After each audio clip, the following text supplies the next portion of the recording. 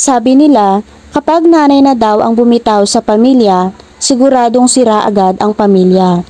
Kaya kung babaero ka at wala kang tigil sa mga bisyo mo, kaya kang pagtiisan at patawarin ng paulit-ulit ng asawa mo. Pero once na napuno na yan at napagod ng tuluyan, bibitaw na yan. At siguradong mapupundi ang ilaw ng tahanan. Tatahimik at mababalot ng lungkot ang buong bahay. At ang mga anak apektado na naman. Tapos sasabihin ng iba kasalanan ng nanay. Pero hindi nila alam kung gaano ang tiniis ng ina sa mahabang panahon para lang maisalba ang pamilya. Tao lang din ang mga nanay at sumusuko kapag hindi na kaya.